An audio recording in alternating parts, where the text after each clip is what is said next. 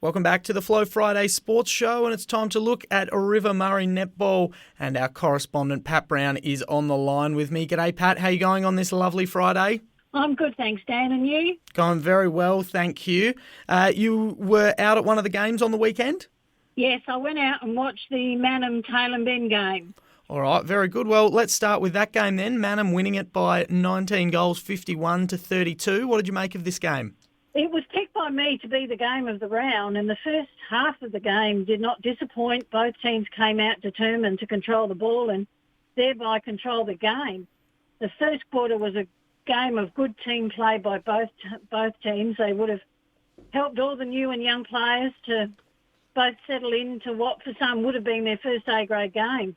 But Mannum's experienced defenders worked hard to create pressure during the first quarter to force a couple of minor errors, and that gave them the opportunity to go into the quarter-time break 2 goals up. Goalies for both teams moved well in and around their respective goal circles, but missed shots did creep in due to the immense over-the-ball pressure, forcing shooters to take care in their lift and follow-through of the ball. So Mannum went into the half-time break up by 4, which would have given Tailem a thing that the game wasn't quite done yet. However, the third quarter, effectively for Mannum, was their grand final quarter. The passing into the ring was far better. The defensive pressure throughout the court for the green and gold increased. So by three-quarter time, Mannum were up by 10 goals. This you could tell by looking at the Tailem team sort of was starting to get to their confidence a bit.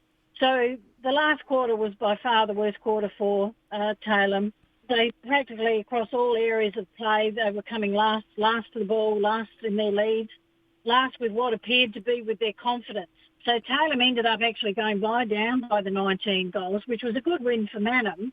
But Tailem's coach, Denise Edwards, would have learned a lot from that game. Good win for Mannum there, going up by 19 goals, and a good thorough match report there from you, Pat. Let's go on to the closest game of the round. It was the Ramblers and the Coorong Cats.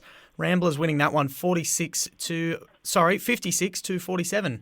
Coorong Cats started their season off against a very keen... Ramblers were very keen because this is going to be their only competitive game before their first live feed game of the season. So they were really, really keen. And so both teams appeared to start with a few new season nerves, but Ramblers did settle down really, really well.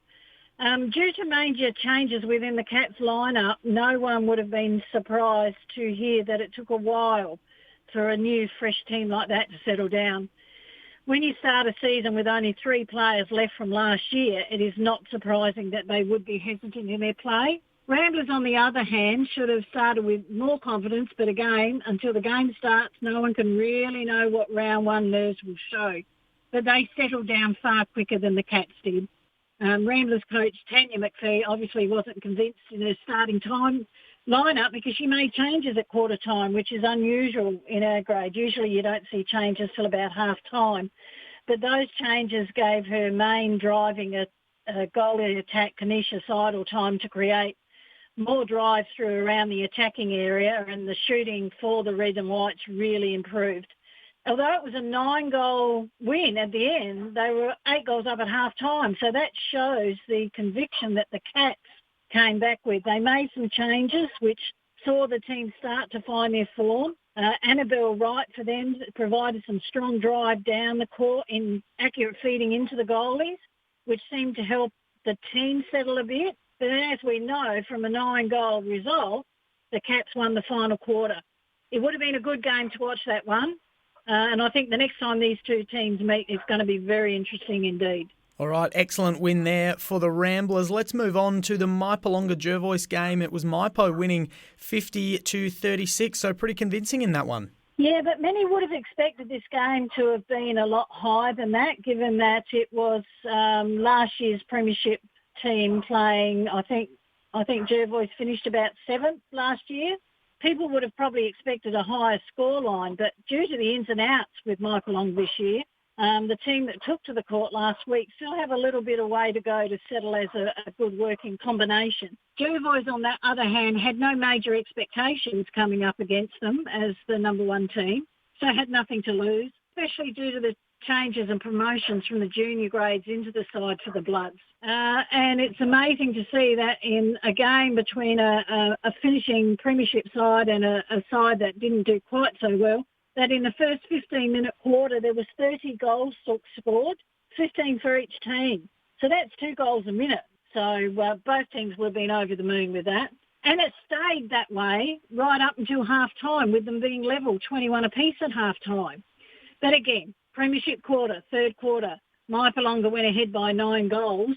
They did change their goal defence and wing defence across the Jervois attacking line, so that would have put a lot more new pressure on the feeding going into the Jervois goal circle, and I think that made a big impact on the Bloods team. So, yeah, Tigers ran out winners by 14 goals. As I said, lower than some would have expected, but a score the Bloods would have been more than happy with given the youth on court, and this shows Jervois are very keen to prove themselves in 2024. So an interesting scoreline there, but a win's a win, whether it's 1 or 100. So Maipalonga got 1 on the board to start the season, and lucky last but certainly not least, the Imperials beat the Southern Suns 63-49. Yeah, another game with team changes. Imps dominated the start of the play, and with the changes to the Suns, it took the team a while to settle. Imperials would have been very thankful for that starting lead, though, because the Suns came back at them. After the first 5 minutes, they started to settle and find their feet and started to run the play back against Imperials. Beck Oakley and Hannah Sexton provided great leads for their feeders, and it took great air work by Blues' Lucy Harkness to reduce the Suns' scoring opportunities. And for the players the people that know Lucy, she does love to fly.